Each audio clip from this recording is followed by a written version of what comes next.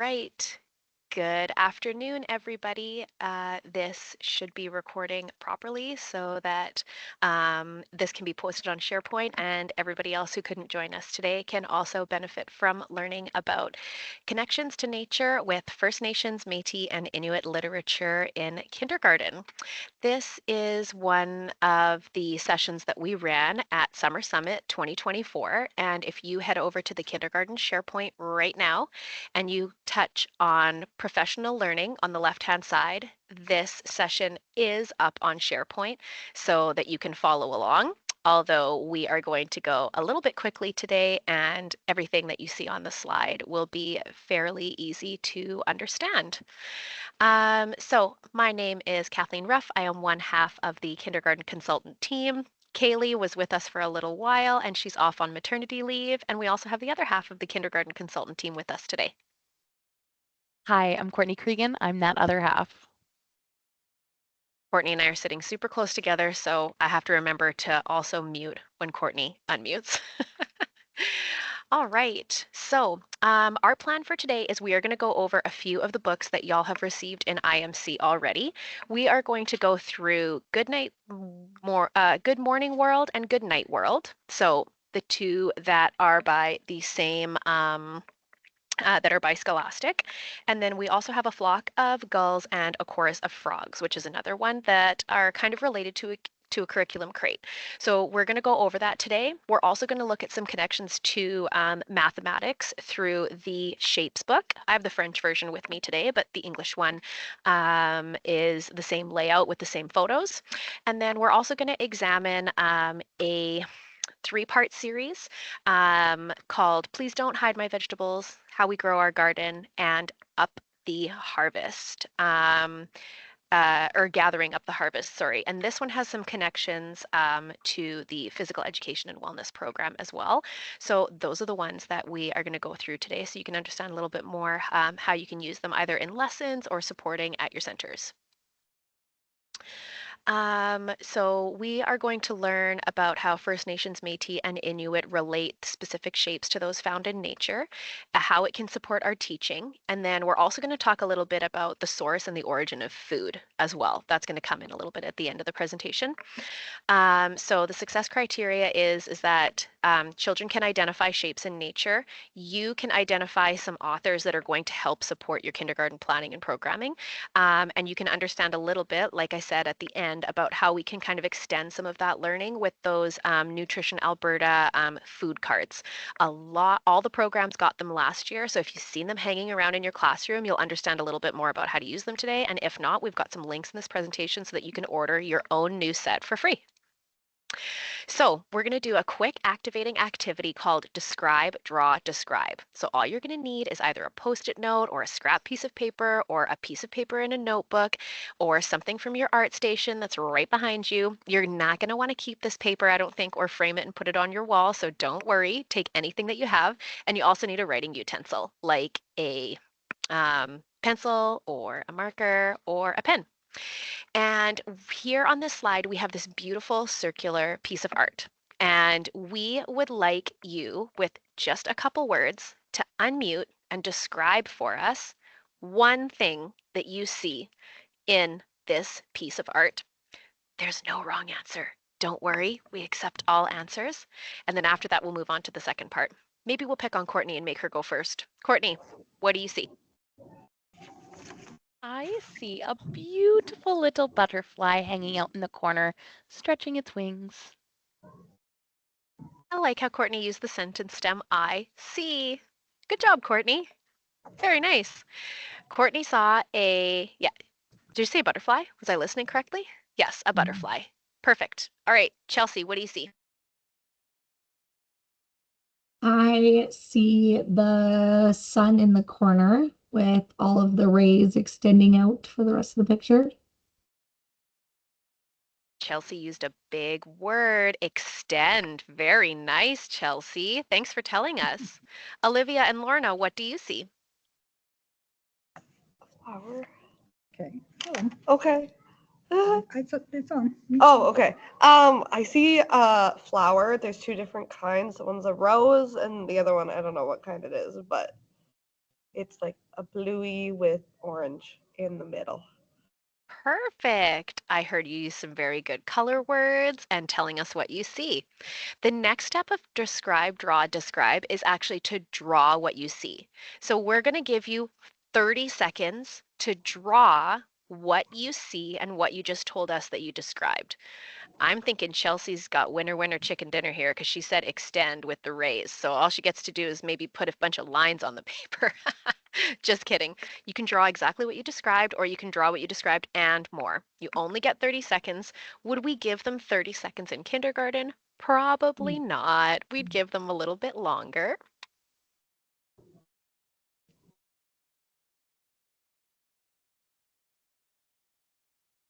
You could do this sitting at tables. You could do this with lap desks. You could get the kiddos to do this laying on their tummy all around the classroom. Really up to you. You could use whiteboards as well. Lots of the classrooms are getting whiteboards as part of their planning items, so you could try that. All right, we're going to give you 5 more seconds, and then on the count of 3, y'all are going to show me on the screen what you drew. All right, 3, 2, 1. Ooh, aw, Courtney, nice butterfly. Oh, good job, Chelsea. Nice raise, nice raise. Nicely done. Lorna, you didn't tell me you were such an artist. Very nice. Awesome, Olivia. That looks great. Okay, and now we're going to start with Courtney again. The last step of describe. Draw, describe is obviously describe what you drew. So tell us in just a few words, you can use the same sentence stem or something different, what it is that you drew. Courtney, go ahead. I drew this beautiful butterfly and I noticed that it was symmetrical, so I made it the same on both sides. More big words. You guys are the most best kindergarten class ever. Fantastic. Chelsea, what did you draw? I drew a sun with a smiley face in the corner and very long sun rays. Great job, Chelsea. Lorna, Olivia.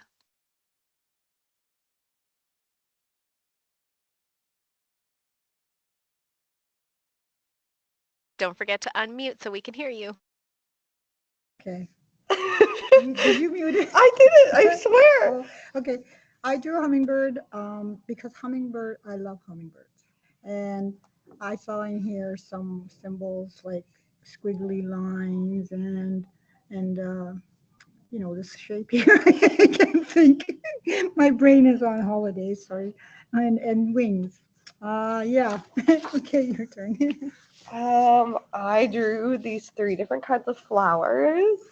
One is more like the flower that has the orange in the middle, and then one is more like the rose, is what I was trying to go for. But Very nice. Thank you so much for sharing. So, describe, draw, describe is actually a very good visible thinking routine that you can engage in with your class. This slide is linked to the Dream website that will give you a little bit more of a breakdown about describe, draw, describe. But you can see that if you wanted to start with a soft start with this with your classroom, that would probably work really, really well. Or if you just have one of those days where you have 5 extra minutes and you're just not quite sure what to do, bust out those whiteboards and try describe, draw, describe. Are we going to ask the whole class to describe what they see or what they drew? Probably not. We're just going to pick a few friends to do that, but it is actually a very nice routine to go through. And one of the curriculum crates that we have that was created by the math team actually is going to use some of those pieces of art, like we're in that circular drawing that we just examined. So we're going to take a look at that. The curriculum crate is linked in this presentation as well, and I'll bring it up for you. And this one talks a lot about shapes representing objects, pictures, or words, and that First Nations, Métis, and Inuit relate specific shapes to those found in nature, which was one of those really, really sticky cusps for us. We kind of looked at it and we were like, but what does that mean? So this presentation was made in collaboration with Paula Campbell from Indigenous Learning Services. We met with her and we went through some of these activities so that we kind of got her opinion on it and her stamp of approval. And one of the things that came to light was that a lot of times when we introduce artists to children, we will get them to kind of recreate that art. Whereas when we're talking about relating shapes in nature, and specifically using, like we did in this curriculum, create an Indigenous artist, we do not want the children completely copying or recreating the work of somebody. We want them to be inspired by their own environments to create their own representations of what that means. That is the most important part of these kind of sticky cusps. And the second important part is we actually, shocker, have to go outside. And we actually have to go and see the nature. So those are the two most important things about this. One, the person, the artist who actually contributed the art to this book, the Good Night and the Good Morning books, his name is Paul Windsor, and he is actually from the Haisla Nation over in Kitimat, BC. So when we were discussing some of the art that he was creating for these books, if you have yours in front of you, you can flip through. You can see that it's done in a certain style, but that he was inspired by his environment around him. So for example, he talks about sea creatures on one of the pages. We're pretty landlocked over here in Alberta. We don't have sea very close to us, but Paul does because he's over on the west coast in that Haisla Nation around Kitimat. And in an interview with him that is linked in this slide right here, that really loud? Did you guys hear that? No? Oh, okay, perfect. So I'll just play it. I'll play it on mute for my end so that I don't have to listen to it too. But the nice thing about it is that it talks about how he was inspired by his natural world, by the people that were surrounding him, his ways of life, and that his goal was to unify multiple generations. So that was the most important takeaway from this. And if I was in the classroom, I would actually even maybe be tempted to watch this for a first go around without the volume on. And then the kids could kind of see him at work and using the tools in this video so that they could see what he was inspired by and exactly how he decides to bring multiple generations together. So this would be a really, really great one to watch before heading outside. Equally, Paul has his own Instagram account. So if you wanted to do describe, draw, describe, but you didn't want to keep using the exact same photo, or you ran out of ideas from all the books, you've done describe, draw, describe a bunch of times and you need a new photo, you could always head over to something like his Instagram account to get a really modern representation of some of the work that he's working on right now. And that would be a really, really great way for the kiddos to engage in describe, draw, describe, and they're using their own natural surroundings.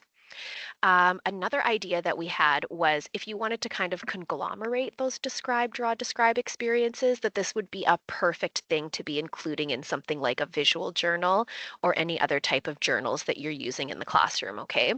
This slide here is linked to the PWIM pictures. And if you're not familiar with PWIM, that's the picture word induction model. We talked about it last year at one of the division-wide sessions. And PWIM essentially is when you take a picture, you put it in the middle of a slide or in the middle of a chart, and the kids talk about what they see or what they notice, and they talk about a targeted topic, and then you essentially are creating a word web from there. But rather than just using the traditional word in the middle of the word web, we're going to use a picture. So if you wanted to replace that with some of Paul Windsor's art, that would be appropriate. And then all of these ones that we have linked here are linked to the science program, which also has some connections to the way that First Nations, Métis, and Inuit individuals relate shapes to relate shapes to nature as well. So this slide is linked, and so if you're looking for some ideas about getting the kids writing a little bit more in a science-centered way, that would be one of those ideas. I have, oh, I didn't open it. we can open it here. All of these slides are linked to that curriculum crate, and if you're looking for a few more examples, pardon me while it loads, if you're looking for a few more examples as well of that describe, draw, describe breakdown, there are a few other reading patterns that you can engage in, like Notice and Wonder here, with a few of the mathology books that are linked to New Learn Alberta. And then in this build section, it'll give you some step-by-step instructions on how to have the kiddos go outside. You can either get them to sit on their jackets, or you can bring a tarp out, or here you can see the teachers brought out one of those foam squares like we put on the floor so that the kids can go outside, actually sit, and then do something like describe, draw, describe, so that they are building on their own exploration of nature. If I also forgot to say at the top, if you have any questions, we're monitoring the chat as well, so feel free to throw it in there. You don't have to unmute if you don't want to. And you can also raise your hand and ask a question to the group. I should have said that earlier. So, all right. So the next resource that we're going to look at is one of those more explicit books, the Shapes book. Now, we really liked this one because this was from a publisher that was supported by Indigenous Learning Services, and it connects to their First Nations, Métis, and Inuit ways of living and their connections to nature and the land. So if you have that book in front of you and you can flip through, you can actually see that there are some really great examples of the way that shapes are explicit in nature, such as an arrowhead or carpeting, as well as that connection to the actual shapes, 2D shapes that they would be identifying in map.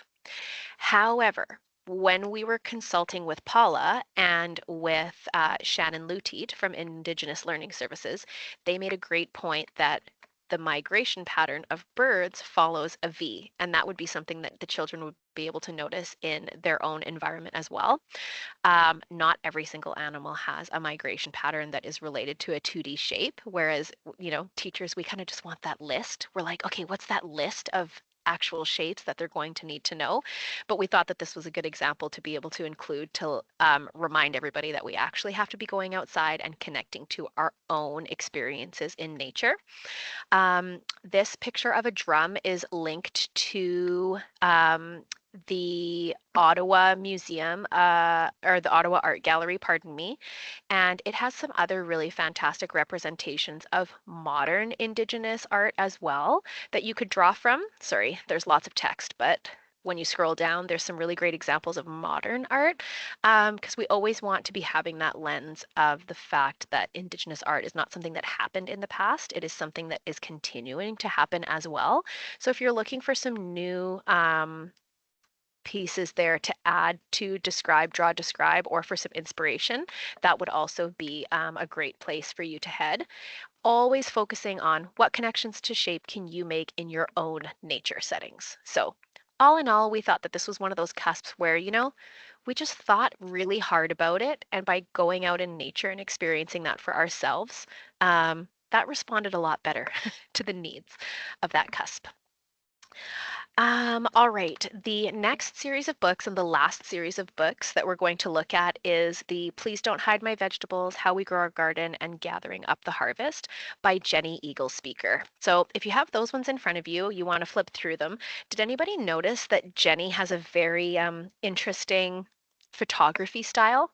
We were a little taken aback when we looked at these photos about how about the style that they were in. You can't really tell sometimes if they're a painting or a photograph, which is kind of interesting. But one of the things that we loved is that Jenny's own children are photographed in these pictures, and her children are what is the, I want to say it correctly.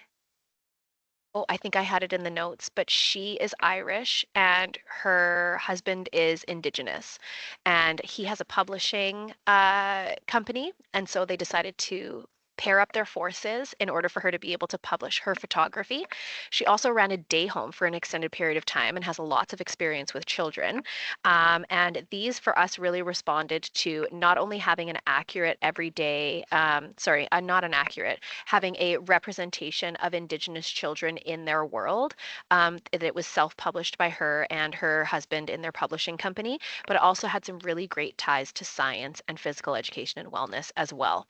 Some of those ties we found were with How to Grow Our Garden. We thought that it would be a great read aloud, but not only that, it would be really, really great to be posting next to your sensory bin. The teacher in this slide had an entire garden planted in her sensory bin, and it was clear so the kids could see the roots. And so I thought that if she had a book like this would be a really, really great extension to read aloud and then put there so that the kiddos could read it at the same time, and then also have those visual supports. And then also, of course, the kids are digging in that, so they're using their senses to make some observations about their environments, and then they're demonstrating respect while interacting with the environment as well. The next one is Please Don't Hide My Vegetables. And we thought that this would be a really, really great extension to exploring a variety of foods that help the body grow.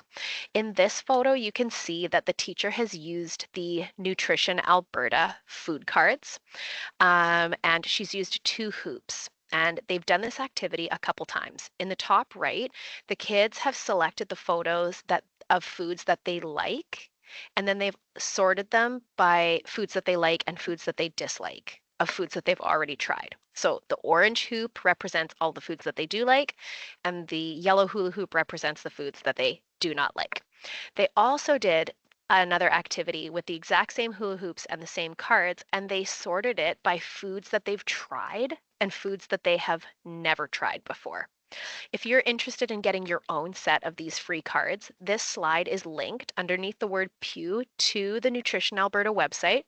All you have to do is sign up and put your information in, and they will send you some free food cards, and there are 99 of them. So if you already have these cards in your classroom, this is a great way to talk about how food can connect to our daily life while using a mentor text like this to support. The other thing that comes with the free food cards are these food origin cards. And these are the 3 cards that you see at the bottom. So the ones with the, what's the word in English? Cows. Got it. I got there. I got there. Sometimes my bilingualism gets the best of me. Okay. With the cows, and then the apple orchard, and then the sea. Okay.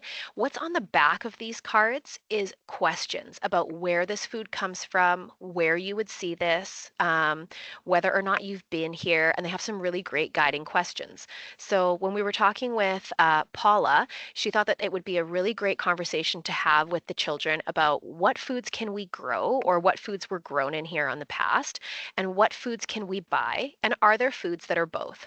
Obviously, in Edmonton, like we're not rolling around in the apple orchards or the grape vineyards, right? But we can definitely witness seeing those cows and, maybe not ocean, but maybe some lake, for some fishing.